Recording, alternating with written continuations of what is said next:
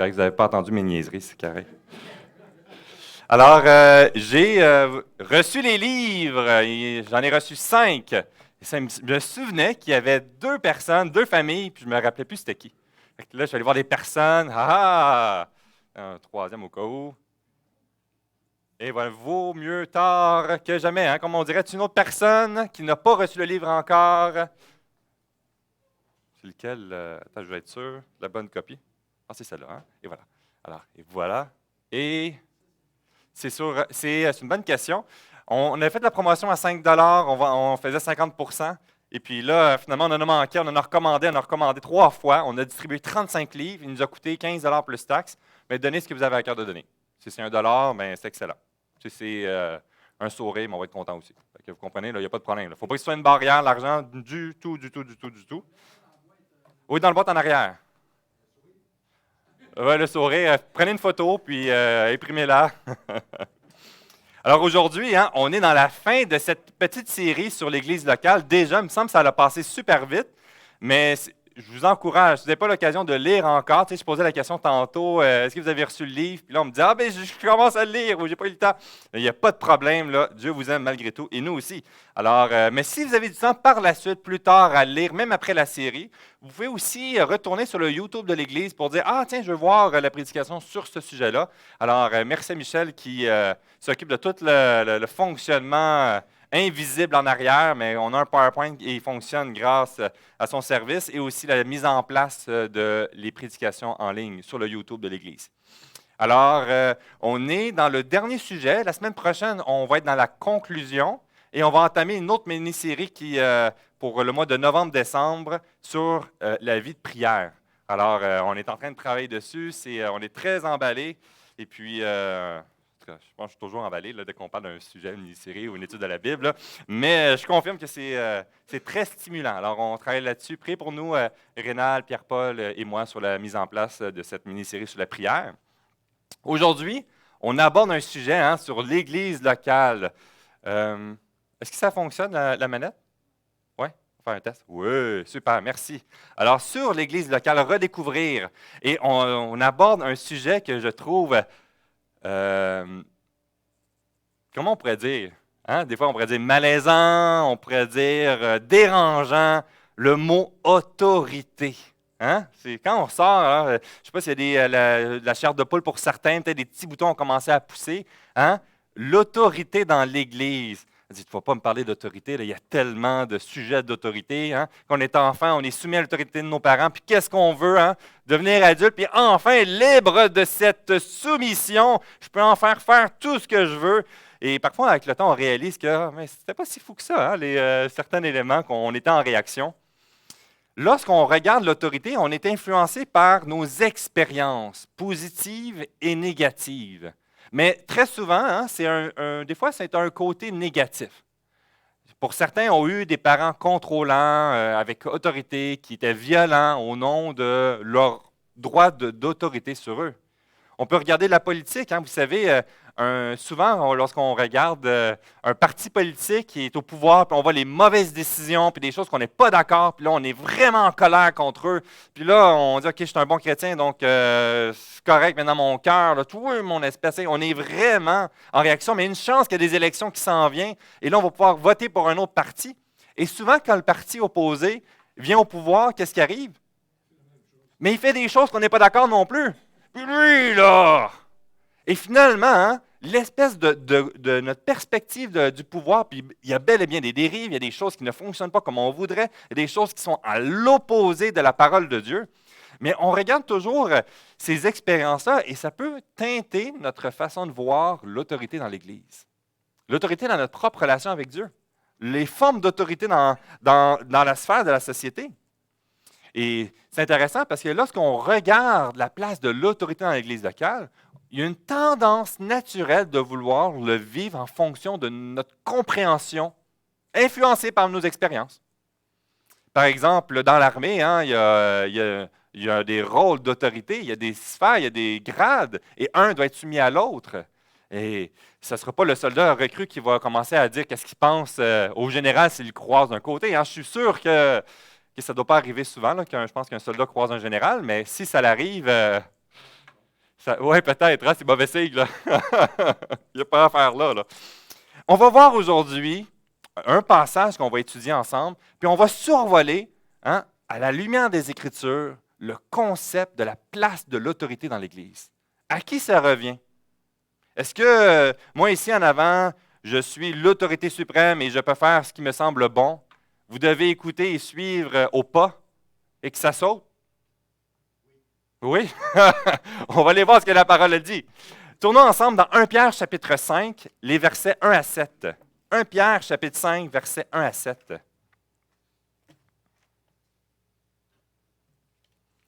Et je l'ai mis à l'écran si vous n'avez pas votre Bible. J'aime l'idée du papier, hein, de nous approprier notre Bible, d'aller lire directement dans notre Bible personnelle. Mais si vous n'avez pas de Bible, pas de problème, il est sur le projecteur. Alors, les 7 premiers versets dans 1 Pierre chapitre 5. Voici les exhortations que j'adresse aux anciens, qui sont parmi vous, moi, anciens comme eux, témoins des souffrances de Christ et participants de la gloire qui doit être manifestée. Paissez le troupeau de Dieu, qui est sous votre garde, non par contrainte, mais volontairement, selon Dieu, non pour un gain sordide, mais avec dévouement, non comme dominant sur eux, qui vous sont échus en partage, mais en étant les modèles du troupeau. Et lorsque le souverain berger paraîtra, vous obtiendrez la couronne incorruptible de la gloire. De même, vous qui êtes jeunes, soyez soumis aux anciens. Et tout dans vos rapports mutuels, revêtez-vous d'humilité, car Dieu résiste aux orgueilleux, mais il fait grâce aux humbles. Humiliez-vous donc sous la puissante main de Dieu, afin qu'il vous élève au temps convenable. Et déchargez-vous sur lui de tous vos soucis, car lui-même prend soin de vous. Alors, un passage que je trouve qu'il y a des informations très intéressantes. Ça peut peut-être avoir certains mots, certaines phrases un peu plus dérangeants que d'autres ou intrigants à ce niveau-là. Hein. Est-ce que c'est juste les jeunes qui doivent se soumettre? Alors, si on a plus de 40 ans, c'est fini, on est correct, on n'a pas de besoin. C'est quoi la forme d'autorité? Qu'est-ce que représente cette soumission-là? Qui est la personne qu'on voit en place? À qui se soumettre? Est-ce que c'est la personne qui est le plus âgée dans le bâtiment, dans l'Église qui se réunit, qu'il devient automatiquement la figure d'autorité? On va voir ensemble, hein, ici dans cette section, dans l'introduction, qu'on va parler du rôle du pasteur. Le fameux pasteur. Quelle est la place du pasteur? Quelle est l'autorité que Dieu lui a confiée dans sa fonction, dans son rôle pour l'Église locale? Et le terme pasteur est le plus populaire présentement, mais on entend aussi un autre mot pour qualifier, qui est ancien.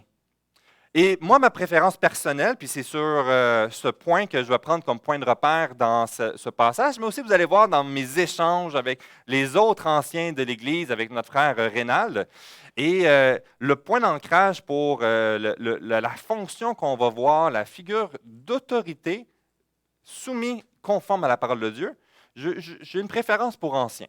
On va en parler un petit peu plus. On va démêler tout ça exactement. C'est quoi la différence entre un pasteur et un ancien? À la base, ce qui est important, c'est de chercher à comprendre ici, à travers cette autorité établie, dans la lumière de, oui, 1 Pierre, mais aussi d'autres passages dans les Écritures. Et dans le premier élément, pour bien saisir la place de l'autorité dans l'Église locale, c'est important de comprendre, dans le premier critère, le rôle qui repose sur qu'est-ce qu'un pasteur, qu'est-ce qu'un ancien. Naturellement, lorsqu'on parle sur la fonction de c'est quoi un pasteur, un ancien, quand les gens viennent à l'Église, ou pour certains, souvent on entend dire, mais qu'est-ce que tu fais à l'extérieur de enseigner le dimanche matin? T'sais? Comme si des fois l'impression, c'est que je passe la semaine en pyjama, puis je sirote du café, j'ai ma petite Bible, puis je m'isole, puis j'ai mes temps seul avec Dieu. Et puis le dimanche matin, je me regarde, je dis, qu'est-ce que je vais enseigner ce matin? Puis là, j'ouvre ma Bible, j'enseigne quelque chose, puis vite, je vais remettre mon pyjama. Puis là, c'est souvent l'image. Quand je parle, mettons, avec des intervenants sociaux ou des gens pour des contextes extérieurs, il y a comme une confusion sur qu'est-ce que ça mange le matin, là? C'est quoi ça fait exactement, là? D'autres, c'est comme sur sa tour d'ivoire qui, d'en haut, gouverne sur l'Église et il va donner des directions. Vous devez aller de telle façon. Mais pour d'autres, c'est complètement d'autres expériences. Alors, on va essayer de voir. Premièrement, on le voit dans l'un des premiers passages qui en parle, c'est dans Actes chapitre 6. qu'on voit justement dans la mise en place, hein, vous savez, dans cette section-là de Actes chapitre 6, je vais juste le dire rapidement, je ne vais pas tourner dans les Écritures, mais on voit quand même où il y a la charge élevée et la mise en place des diacres, diaconesses. Et ça dit donc deux responsabilités qui commençaient à être négligées, qui étaient fondamentales, hein, que nous devons continuer à nous appliquer à la prière et au ministère de la parole. Alors certains disent, OK, alors fais juste prier, puis enseigne, puis c'est tout. C'est-tu vraiment ça? Ici, le point où est-ce que dans les premiers points de référence dans Acte 6, il met en lumière que ces deux éléments fondamentaux du ministère, mais qui étaient négligés en prenant soin de plein de besoins. Mais ce n'est pas en train de dire que le ministère se limite à ces deux fonctions-là. Ces deux piliers fondamentaux, mais ça se transpire et ça va se vivre de plein de façons. Et ce que je trouve intéressant ici, c'est qu'il y a des titres qui nous permettent de saisir un peu plus la fonction, le rôle qui est attribué. Et dans 1 Pierre, chapitre 5, qu'on vient de voir, eh bien, il y a des thèmes qui en fait sortir 3, qu'on retrouve dans les Écritures aussi. Hein? On le voit ici, dans le début, le premier thème qui est ressorti, ancien, aux anciens. On retrouve aussi, un peu plus tard, l'idée de pacer le troupeau, de paître le troupeau, hein, la responsabilité du berger. Et le terme qu'on va retrouver dans les Écritures, c'est pasteur. Et finalement, le troisième, au niveau de la garde, d'être sous la garde d'évêque. On trouve donc ces trois... Ah, c'est écrit un peu petit, hein? Je vais mettre plus gros la prochaine fois. On voit bien? On est capable de lire? Oui? OK. On voit ces trois fonctions dans 1 Pierre chapitre 5, mais elle est citée dans les Écritures, dans le Nouveau Testament, dans l'ensemble à plusieurs reprises. Pasteur, ancien, évêque. Dans certains, dans l'histoire de l'Église, on a tenté de les diviser, de les fragmenter, de mettre un qui va dominer sur l'autre. Hein, vous savez, le rôle d'évêque. Et là, on voit la hiérarchie dans l'Église catholique. Si vous avez grandi dans l'Église catholique, faites l'histoire, vous voyez qu'il y a toute une structure qui va nous amener jusqu'au pape. Et ici, dans le Nouveau Testament, ce qu'on va remarquer, c'est que ces trois fonctions sont interchangées pour la même personne. Ça nous aide à saisir en réalité sa fonction. Le rôle dans l'Église, le pasteur, l'ancien, l'évêque. Certains vont vouloir le fragmenter et pour expliquer une spécialité. Dans les églises baptistes, par exemple, on peut retrouver dans plusieurs églises la fonction de pasteur évangéliste, pasteur principal, pasteur prédicateur, et un qui va survoler, le pasteur principal qui va survoler le tout.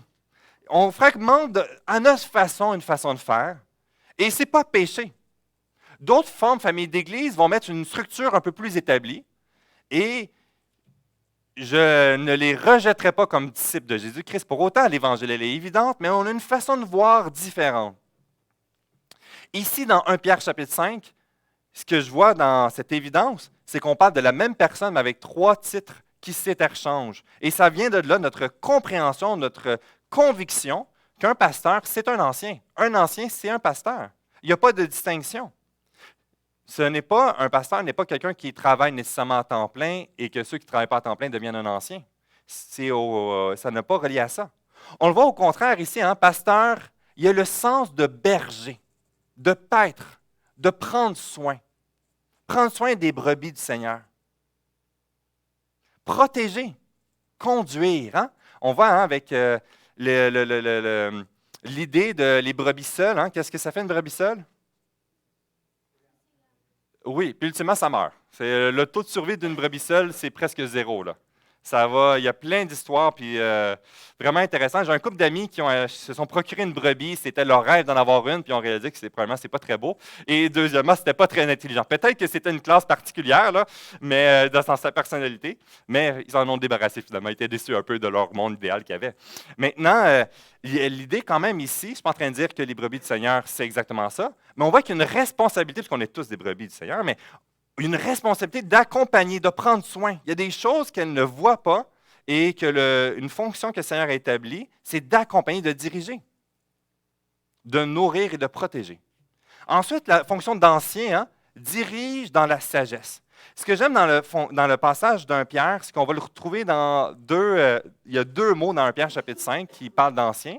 Le premier dans le début, hein, avec Pierre qui parle, hein, ancien comme vous. Et là, il parle de la fonction d'ancien pastoral ici. Puis plus tard, il dit les jeunes auprès des anciens. Ce n'est pas en train de dire que c'est juste les jeunes qui doivent se soumettre aux anciens, mais c'est très proche. Ici, on fait référence à tous les anciens et tous les gens âgés, avec une forme de respect. Le mot ancien ici, au niveau de la direction, de la charge pastorale, est rattaché à l'âge, mais ne se limite pas à l'âge. Donc, ce n'est pas un critère de dire tu dois avoir plus de 60 ans pour pouvoir devenir dans une charge pastorale. Mais il y a le sens de qu'est-ce qu'on devrait retrouver avec l'âge. 3 points. On devrait retrouver à travers l'âge la sagesse, une forme de respect et de maturité. Souvent, quand on est jeune, hein, on est arrogant, on est fourbe, on fonce, on ne considère pas nécessairement les conséquences extérieures. Et l'âge, et souvent la souffrance hein, qui en découle avec l'âge, qu'à un moment donné, on apprend des fois parce qu'on a frappé le mur à maintes reprises, puis on dit le jeune, tu ne devrais pas aller dans cette direction-là. Pas parce que j'ai la science infuse, c'est parce que je suis allé dans cette direction-là et ce n'était pas la bonne voie. L'expérience de la vie, l'expérience dans notre proximité, dans nos temps avec Dieu, qui va développer cette sagesse, ce respect et cette maturité. Alors ici, dans Ancien, il y a l'idée de sagesse, d'une direction à travers la sagesse. Et finalement, le dernier, l'évêque, il y a l'idée de surveillant, de surveiller. Qu'est-ce que ça voudrait dire? On voit dans les Écritures, hein, il y avait souvent l'idée de surveillant qui était mis pour la tâche, pour une fonction dans le temple. Dans la structure politique, il y avait des surveillants pour s'assurer que la tâche était bien faite. Mais aussi l'idée de protéger, protection. Pas juste l'idée de, c'est pas vu nécessairement avec un fouet. Et dans le contexte biblique ici, dans la fonction pastorale, tout est vu que tout est rattaché ensemble.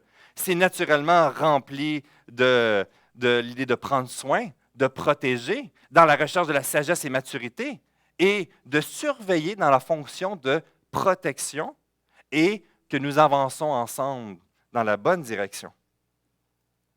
Alors, c'est intéressant que les termes utilisés nous permettent de découvrir de plus en plus la responsabilité dans cette autorité établie. Puis même autorité, on dit « Ouais, mais j'aime pas que tu dis autorité ». On va définir autorité, pas à la lumière de nos expériences de ce que nous vivons, mais à la lumière des Écritures. On le voit donc ici, qu'à travers ce rôle qui est établi, il y a des critères spécifiques qui nous aident à saisir comment vivre cette fonction-là. Quand on pense à des critères, qui serait apte à le faire?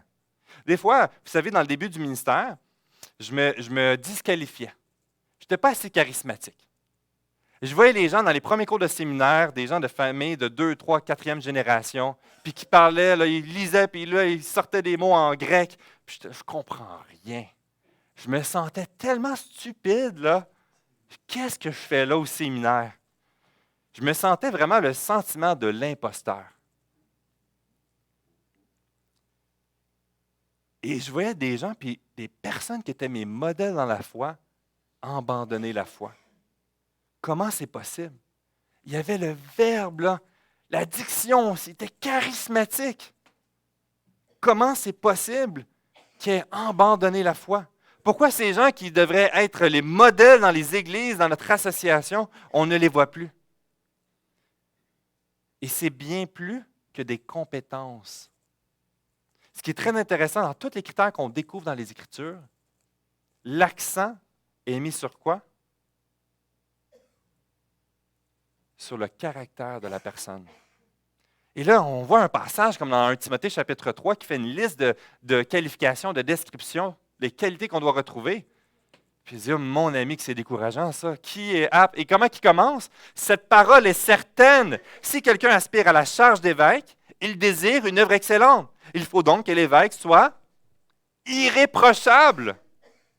Bon, fini. Là, on fait une remise de démission. Tous les ouvriers, là, je pense qu'il n'y a personne qui est à 100% irréprochable. Parfait. Voyons, qu'est-ce que ça veut dire? Ou, c'est tellement impossible d'être 100% irréprochable, c'est pas tant grave. Et là, on commence à banaliser notre péché. Ou le fardeau est tellement lourd qu'on va essayer de le faire en apparence pour réussir à devenir le plus incomparable, mais notre cœur, on cache des péchés tortueux. De là qu'on a vu, à plusieurs reprises, dans ma génération à moi, j'ai été témoin d'enfants, d'ouvriers qui ont été profondément offensés, blessés, puis de voir l'hypocrisie, de la pression que toute la famille devait être parfaite. On mettait un fardeau très élevé sur les familles, sur les enfants qui devaient marcher droit. Ce matin, si vous étiez en arrière de moi, peut-être vous aviez remarqué à quel point qu'on jonglait, c'était... Il y a un apprentissage et je vois les défis dans mon propre caractère. Et de faire une façade, ce serait un piège pour cacher la problématique et de ne pas adresser le péché dans ma vie, de ne pas adresser les péchés dans la vie de notre famille. Et les enfants qui sont témoins de cette façade voient un double visage dans la maison versus le dimanche matin. Puis c'est ça l'Évangile, je ne veux rien savoir, mais l'Évangile est pur, l'Évangile est bon.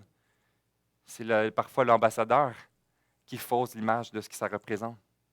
Ici, ce qu'on voit dans Irréprochable, c'est directement connecté à travers toute la liste de qualifications qu'on découvre. Ici, je trouve ça intéressant, c'est le schéma de toutes les qualifications qui est énuméré dans Tite et dans 1 Timothée chapitre 3. On découvre ici, puis c'est écrit tout petit, puis c'est pas grave, je vais vous en parler. Là. Allez voir dans 1 Timothée chapitre 3 une prochaine fois pour voir toute cette liste-là. Dans les petits groupes, j'encourage de passer, de contempler, de réfléchir. Parce que ces qualifications, on découvre que ce n'est pas juste pour les leaders de l'Église, c'est pour chacun d'entre nous. Et 6 catégories que ça regroupe. Les motifs de pourquoi le faire au ministère.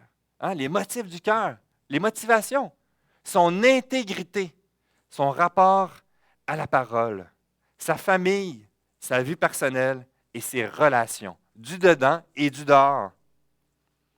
Ici, dans le terme irréprochable, il n'est pas en train de dire que cette personne doit être 100% parfaite, parce que ce serait qui la personne qui est 100% parfaite? C'est Jésus, principe de base. Mais dans notre désir d'aspirer avec ça, ce qu'on doit dire, c'est donc ne pas être caractérisé par un manquement évident dans l'un de ces points. Et ça, c'est fondamental. On a tous une lutte et on a tous cette urgence de travailler dans chacun de ces points-là. Et chacun d'entre nous, on a tous des éléments plus urgents sur chacun de ces points. Certains, c'est à travers son rapport avec la parole, d'autres dans sa famille, ses motivations de cœur, dans ses relations. Il ne faut pas que l'ouvrier soit caractérisé que lorsqu'on le regarde, on dit « Ouais, mais lui, on le sait bien, là, il couche avec tout le monde. » Vous comprenez, ça n'aurait aucun bon sens. Il est disqualifié. Oh, on le sait, lui, mais tu sais, sa famille, il laisse faire n'importe quoi dans sa famille. Il est disqualifié dans la caractéristique au niveau de son apport dans la famille qui dirige bien sa maison.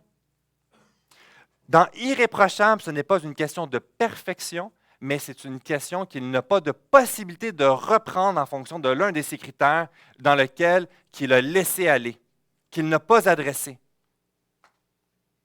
Si on fait cette liste et qu'on regarde, aucun ouvrier n'est qualifié si c'est la 100% de la perfection.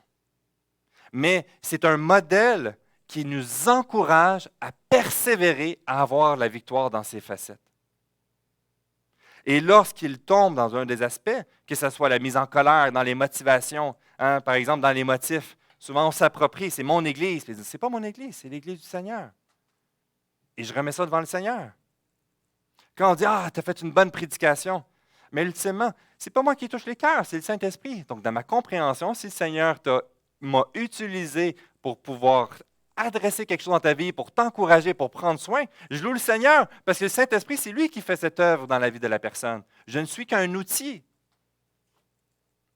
Ici, dans ces critères, c'est un élément fondamental, autant dans la qualification, mais en mettre en lumière que le cœur de la personne est fondamental dans ses motivations, dans cette marche, dans la recherche de la sainteté, d'être un modèle à lutter contre le péché jour après jour et qu'ensemble, nous marchions dans cette même direction, dans la recherche de l'obéissance de la volonté de Dieu pour notre Église, pour la vie de chacun d'entre nous. Vous savez, Souvent, on va s'arrêter sur ce qui est apparent, mais le Seigneur trouve aussi grave ce qui est caché, ce qui est dans le cœur. Et ça me fait penser, quand j'étais jeune, je parlais de ça, pas fièrement, là, mais on a déménagé beaucoup, puis on a changé beaucoup d'écoles. Puis en sixième année primaire, je me rappelle, je rentre dans une nouvelle école, et là, j'étais l'indésirable. Et c'était mieux de te tenir tranquille dans ce moment-là. Rapidement, je me suis porté volontaire pour aller chercher les berlingots de lait pour les distribuer à tous les gens de la classe. Puis je le donnais à ceux qui étaient vraiment méchants envers moi. Et j'ai découvert qu'il était possible de paraître bien gentil, puis le professeur a trouvé que j'étais un modèle, mais dans mon cœur, c'était tout autre. Je profitais pour prendre les berlingots de lait, les cacher en arrière du frigo pour qu'ils puissent fermenter un peu. Puis par la suite, je le remettais dans le bac, puis je le distribuais à ceux que j'aimais pas.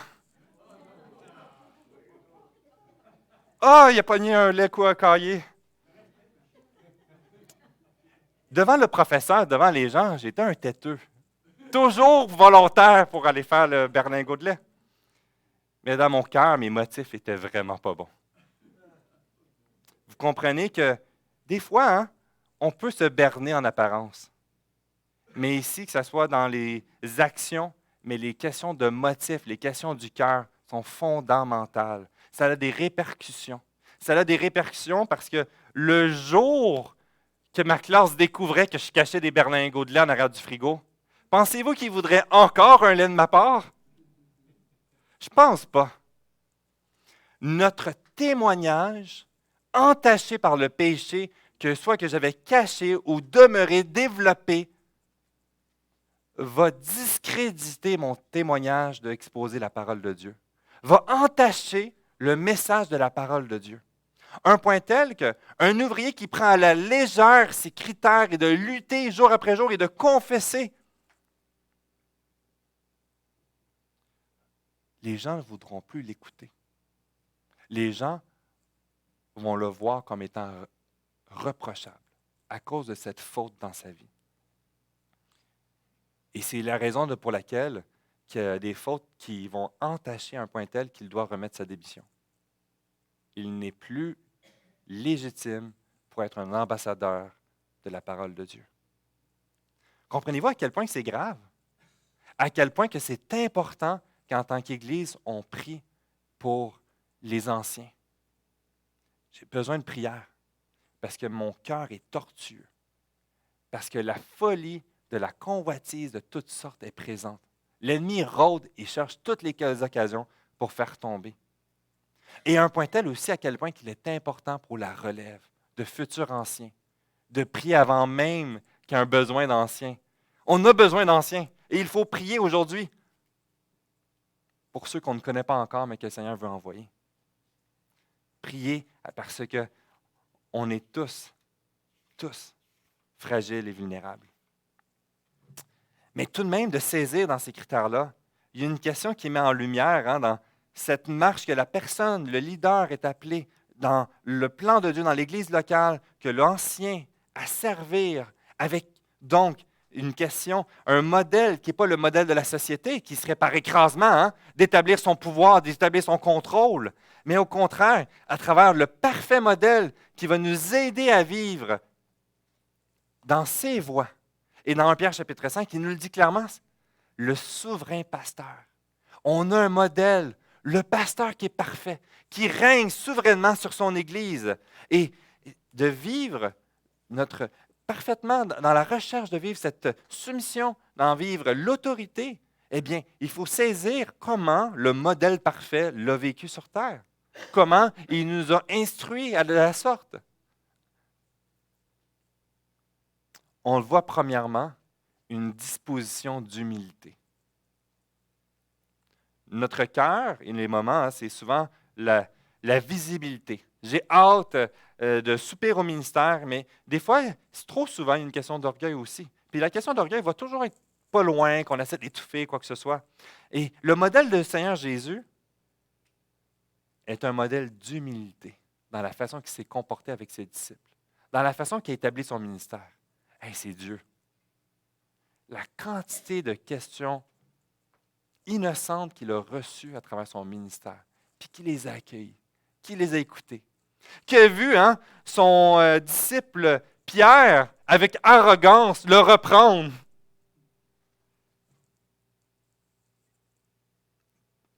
Et il est resté humble. Il aurait pu l'écraser. Il aurait pu le rabrouer avec mépris. Il l'a écouté, il l'a repris, il l'a aimé. Et voyez, ce Pierre a été transformé. Puis dans la façon que dans Pierre chapitre 5, que je trouve très intéressant, lui qui pourrait utiliser son titre à son tour d'apôtre, lui qui a été restauré par le Seigneur Jésus, lui qui a été témoin, il se dit, moi, ancien comme eux. Puis dans le sens, la structure qui est dit, c'est vraiment comme une forme d'humilité, d'humiliation, de dire, pas humiliation, mais d'humilité, que je suis comme vous. Je n'utilise même pas la fonction d'apôtre. Je comprends ce que tu vis et je me mets comme toi dans ce que tu vis présentement. Et c'est très intéressant dans le contexte de la lettre de Pierre quand il écrit à travers tous les découragements, l'Église qui est persécutée pour leur foi, qui est remise en question, que les leaders sont exhortés de dire persévère à travers tout ce que l'Église vit, puis que les injustices témoignent par l'opposition extérieure envers l'Église, persévère avec ta fonction à prendre soin de l'Église que Dieu t'a confiée. Et je suis ancien comme toi. On le voit à travers la série qu'on a faite, Doux et humble de cœur. De découvrir le cœur de Christ. Hein, on l'a vu au mois de mai-juin. Ce souverain pasteur a toutes les raisons de nous écraser à cause de nos manquements, de notre arrogance. Et on voit cette douceur à notre égard. On voit cette humilité. Et il nous appelle à le faire. Cet exemple ici, hein, dans Jean chapitre 13, versets 13 à 16. Vous m'appelez Maître et Seigneur et vous dites bien, quand je le suis. Si donc je vous ai lavé les pieds, moi le Seigneur et le Maître, vous devez aussi laver les pieds les uns aux autres. Je vais vous donner un exemple, afin que vous fassiez comme je vous ai fait. En vérité, je vous le dis, le serviteur n'est pas plus grand que son maître, ni l'apôtre plus grand que celui qui l'a envoyé. Et ce qu'on découvre dans cette humilité, c'est qu'une responsabilité que Dieu nous donne ne fait pas de nous quelqu'un de meilleur. Ne fait pas de nous quelqu'un qui est d'un rang supérieur. Un ancien n'est pas un grade supérieur à quelqu'un qui n'est pas ancien. Aucun lien. Aucun. L'arrogance voudrait que oui. L'orgueil voudrait qu'on nous considère comme supérieurs. Quoi, plus beau? Non, je n'ai pas vu de différence. Non. Ce n'est pas une question qu'on est plus intelligent. Ce n'est pas une question qu'on est dans les bonnes grâces de Dieu comparé aux autres. Ça n'a pas de lien. On est des serviteurs inutiles, soumis à la volonté de Dieu. Et c'est son esprit qui nous utilise. Et on avance par obéissance. On a des responsabilités, mais on rend des comptes très sévères aussi. Dans cette question de l'autorité à l'image du maître, ce n'est donc pas de dire que le pasteur ou l'ancien. Ça, c'est notre compréhension qui est biaisée par ce qu'on voit dans les modèles extérieurs. Mais c'est une responsabilité qui a été transmise afin de nous exciter à avancer dans les voies de Dieu, à préserver la sainteté de Dieu dans l'Église. Et là, on redécouvre de comment ça se vit en fonction des 3 fonctions qu'on a vues précédemment. Mais loin de là d'écraser, loin de là que c'est supérieur. Et on le voit ici, hein, à travers cette disposition de soumission. Autorité, soumission, ça va prendre de l'eau, là.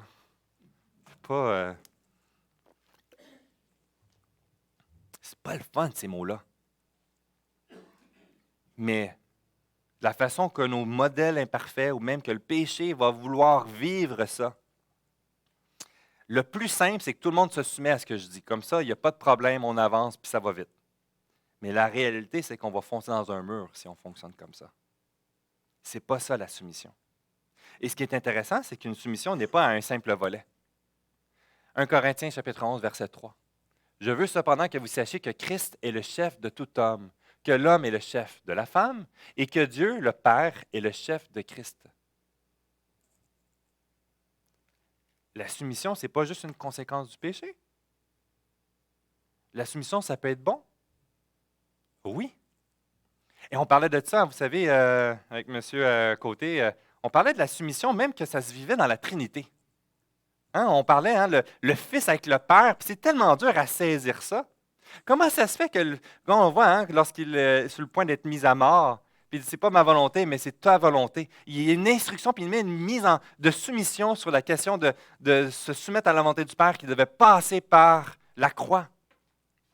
Lorsqu'il dit même, hein, c'est quand la date, c'est quand la fin, c'est quand son retour. On a toute hâte, puis on espère tous de connaître la date. Puis qu'il dit que lui-même, il ne sait pas, c'est le Père. C'est tellement spécial qu'à travers ce modèle de la relation dans la Trinité, très dur à comprendre parfaitement, mais Dieu, dans sa Trinité, a une soumission l'un avec l'autre et ça n'entache à rien la gloire de chacun d'eux. Le Fils n'est pas inférieur, n'a pas moins de valeur, c'est Dieu. Mais dans la Trinité, on exerce une relation et un va se soumettre à l'autre. Le Fils a tout ce qu'il faut pour pouvoir connaître la date. Mais il se soumet au Père. C'est spécial quand on en parle, puis on discutait, c'est intéressant, puis essayer de comprendre, puis ça fait partie de ma longue liste de questions que je vais poser au Seigneur quand je vais être dans sa présence, comment ça fonctionne dans cette relation de la Trinité. Et je le dis, puis je le répète, quand je vais le voir, je vais sûrement jeter ça dans l'évidence, je vais juste être content de le voir comme Job, hein, dire mes yeux t'ont vu, ça me suffit, oublie toutes ces questions-là. Mais entre-temps, on voit un modèle parfait. La soumission n'est pas une question d'écraser. La soumission n'est pas une question de rang social ou de rang de valeur. Ça n'a aucun rapport avec ça. Il faut nous enlever de notre équation, dans notre soumission à Dieu. On le remet qu'il est souverain et on lui appartient. Mais on appelle aussi une soumission les uns les autres. Ici, c'est intéressant, on continue. Et une citation, ça c'est un pasteur qui écrit des livres et président d'un séminaire. Ainsi, lorsque chrétiens, hommes et femmes, renonçons à nous-mêmes et nous nous soumettons à ceux qui ont l'autorité au-dessus de nous, nous faisons quelque chose de tout à fait semblable à Christ. Chaque fois que nous nous disons, non pas comme je veux, mais comme tu veux, nous agissons comme Jésus. Ça veut dire donc une forme d'autorité de façon générale, dans la famille, dans les gouvernements, dans l'Église. Il y a des moments de dire, bon ben, je pourrais me rebeller, mais je décide de ne pas me rebeller. Tu dis, bon, ben oui, mais là, quand même, il y a des dérives. Qu'est-ce qu'on fait? On se soumet à tout prix. Et certainement, je ne l'ai pas marqué ici, il y a deux évidences mises en garde. La première, c'est que la soumission à l'autorité est toujours, dans les Écritures, allez voir, aux anciens au pluriel. C'est tellement intéressant. Il y a une réalité que ça ne parle pas de se soumettre à une personne. Quand c'est de se soumettre à une personne, on parle de Dieu. Quand on parle aux autorités ici, c'est au pluriel. Et il y a un côté de sagesse que le Seigneur nous a permis de dire, c'est que une personne peut avoir une bulle. Mais quand c'est un conseil d'anciens qui ont rencontré, qui ont été fidèles dans leurs fonctions, dans leurs critères, ça veut donc dire passer par la prière, puis on va le voir un peu plus loin, là, un autre point. Mais il y a une protection qui se rajoute. C'est-tu l'idée d'une personne où il y a vraiment eu un processus? Et là, quand on voit qu'il y a un conseil, on sait qu'il y a une démarche en arrière qu'on ne connaît pas nécessairement, mais il y a un élément qui nous fait une confiance. Mais tout de même, ici, ce que je veux dire, c'est l'importance du conseil des anciens au pluriel. L'importance des anciens au pluriel. Et ce n'est pas toujours possible, surtout quand tu es en région. De là l'importance de s'entourer de leaders reconnus par l'Église. Puis dans la fonction, on parle beaucoup, j'aurais voulu parler des diacres, mais je manque de temps. Mais on a la joie d'avoir des diacres et des diaconesses. Et ici, on le voit que souvent, quand la fonction il n'y avait pas suffisamment d'anciens, les diacres vont devoir prendre une charge supérieure. À un moment donné, quand Jean-Philippe était parti, ou dans les périodes de transition, on a vu qu'il y a eu de l'urgence, que des hommes se sont levés et qu'ils ont servi ensemble, puis ils ont doublé la charge, et ça a été lourd. Mais toujours l'idée au pluriel. Alors, je frappe ce clou-là. Le ministère, ça ne repose pas sur un individu seul, mais sur le conseil de plusieurs. Deuxième point, naturellement, c'est évident, toujours une soumission en conformité à la parole de Dieu. Hein? Galates chapitre 1, verset 8. Mais quand nous-mêmes, quand un ange du ciel annoncerait un autre évangile que celui que nous avons prêché, qu'il soit anathème. Nous l'avons dit précédemment, je le répète à cette heure, si quelqu'un vous annonce un autre évangile que celui que vous avez reçu, qu'il soit anathème, hérétique, reprends-le. Alors, c'est toujours en conformité de la parole de Dieu. Un pasteur n'est pas le super-héros, un ancien n'est pas un super-héros qui connaît tout. Et la fonction de cette influence, quand on parle d'autorité dans les rôles qu'on a dit, c'est toujours dans le but de la responsabilité que Dieu lui a confiée dans l'Église locale. Voyons, ce n'est pas l'être qui sait tout. Quand vous allez voir un médecin, puis qui vous dit, par exemple, vous avez besoin de faire une biopsie, rendu à l'urgence, pas à l'urgence, mais à la salle opératoire, vous n'allez pas dire à l'infirmier, non, je veux aller dans l'autre salle, puis je veux telle autre opération. Vous allez écouter votre médecin, puis vous n'allez pas vous opposer à ça. Vous pouvez, mais rendu là, il va être trop tard. Maintenant, si votre auto brise, puis votre médecin vous dit, « Ah, tu devrais t'acheter une Ferrari. » Mon médecin l'a dit, je dois le faire. Mais voyons donc, allez pas voir votre médecin. Allez voir le garagiste. Est-ce que mon auto est vraiment finie? Le pasteur, l'ancien, l'ouvrier a une fonction qui a été établie pour son rôle dans la bergerie. Ça ne repose pas sur la science infuse de toutes les choses. Sa responsabilité est dans la fonction de l'Église. Même la redevabilité envers les membres. Puis toute la question, on avait vu pour la discipline, c'est que notre rôle de reprendre, d'encourager, de diriger, d'accompagner, puis à un moment donné, quand la personne se retire de la liste de membres devant le Seigneur, il nous libère de rendre des comptes.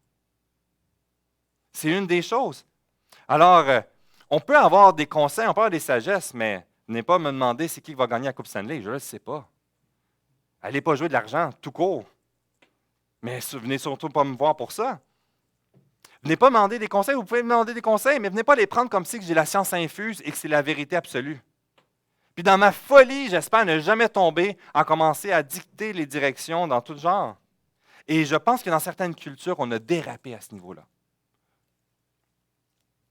C'est devenu une autorité surélevée. Et dans le dernier point, on termine, puis ça va nous amener vers l'idée de la Sainte Seine qu'on va passer dans quelques minutes. La responsabilité de conducteur, d'ancien dans l'Église, doit se vivre en marchant dans cette même direction, en relation avec Dieu. S'il se confie sur lui-même, c'est le début de la fin. Qu'on repose sur son intelligence, sur ses capacités, il va passer à côté parce que c'est simplement un outil inutile dans les mains que Dieu veut utiliser pour se glorifier. Et c'est son esprit qui agit. Dans tout ce passage, c'est intéressant qu'on le relit. Hein? Prenez Pétré. Tes brebis qui t'appartient? Mais non. Sois pasteur du troupeau qui appartient à Dieu. Ce n'est pas ton Église, c'est l'Église de Dieu. Fais-le avec joie, pas sous contrainte ou force, pas avec des mauvais gains, des mauvaises intentions, mais selon Dieu. De le faire selon Dieu, dans les voies de Dieu, dans la recherche de ce que Dieu attend de nous. Et on le voit ensuite à l'image du souverain pasteur, le modèle parfait. De là l'importance de vaquer à la prière et à l'étude de la parole. On a besoin, et c'est fondamental pour les anciens, de passer du temps dans la prière, de passer du temps dans l'étude de la parole. Ce n'est pas du superflu. C'est que oui, on nourrit notre âme, mais aussi on coupe toutes les petites brèches à l'ennemi de s'infiltrer et de partir dans des dérives. Et de reconnaître que des fois, j'ai une super idée, puis je suis convaincu que c'est la volonté du Seigneur, puis toutes les portes se ferment devant moi. Peut-être que ce n'est pas la volonté de Dieu, ou peut-être que ce n'est pas dans le temps de Dieu. Et en restant proche de lui, on veut reconnaître que ça y appartient. Ça passe aussi à travers l'importance d'être avec ses pairs, les autres anciens. L'urgence, pour moi, je le vois comme une préoccupation. On parle beaucoup le besoin des pasteurs, besoin de nouveaux ouvriers à temps plein, mais un besoin aussi critique de leaders, hommes et femmes au niveau diaconal, au niveau de l'anciennat, d'avoir des hommes qui vont se former, qui vont grandir, qui vont se faire reconnaître par l'Église avec la confiance qui se joint à l'équipe d'anciens. Et cette idée, dans la recherche de la sagesse, dans la recherche de la volonté de Dieu, dans le discernement de ce qui est bon pour l'assemblée, qui est directement connecté avec le troupeau. Ce n'est pas une classe, parce que ce n'est pas une classe d'élite ou une catégorie qui gouverne seule, elle est directement connectée selon les besoins de l'assemblée. Les anciens doivent visiter pour prendre soin, mais aussi ça nous permet de discerner les enjeux, ça nous permet de comprendre la réalité, de comprendre ce qu'on vit présentement. Et des fois, on sent que c'est déphasé. Ce qu'on parle en avant est complètement déconnecté de ce que les gens vivent. Et ça met en lumière le besoin de faire des visites, de visiter les gens, d'avoir cet accès, de se mettre vulnérable, que les gens puissent voir que ma famille, tu penses que c'est difficile chez vous avec des jeunes enfants, mais c'est difficile chez nous aussi. C'est la réalité. Les dimanches matins, je révise ma prédication, puis tous mes enfants veulent venir me compter leur journée. On vient de commencer la journée, je ne sais pas pourquoi le dimanche matin, c'est ça, peut-être qu'ils sont en congé. Puis des fois, c'est juste « ferme la porte, parle-moi plus ». Mais Seigneur, je ne veux pas faire ça. C'est quoi le modèle que je donne? Puis là, tout ce travail-là dans ma vie, il y a des moments que ce n'est pas le bon moment, puis c'est facile de juste rabrouer.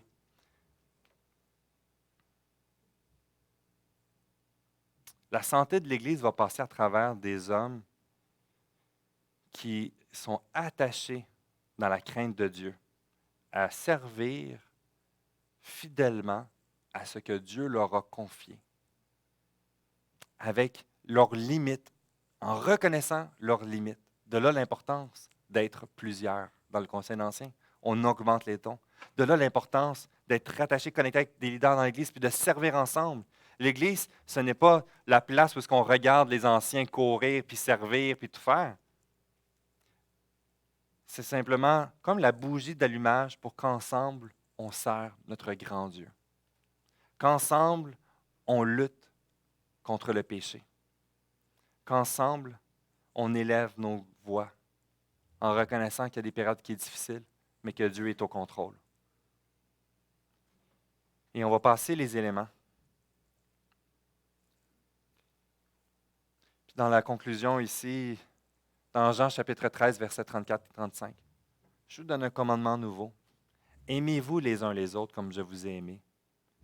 À ceci, aimez-vous les uns les autres, et à ceci, tous connaîtront que vous êtes mes disciples, si vous avez de l'amour les uns pour les autres. Et lorsqu'on passe le repas du Seigneur, c'est un moment de nous rappeler de ce que l'œuvre de Christ a fait dans notre vie. Mais c'est un moment aussi de voir dans ma propre vie, où est-ce que je me situe dans ma relation avec Dieu? Où est-ce que je me situe dans mes relations dans l'Église? Dans mes relations avec les uns et avec les autres? Est-ce que je suis répréhensible? Est-ce que j'ai un aspect dans ma vie que j'ai laissé s'enraciner et grandir? Peut-être qui est caché, mais que Dieu connaît. Dans cette occasion, et on veut prendre un temps de prière. Parce qu'avant de passer les éléments, on l'a mis ici, on veut reconnaître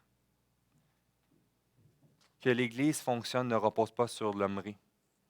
Elle repose sur Dieu.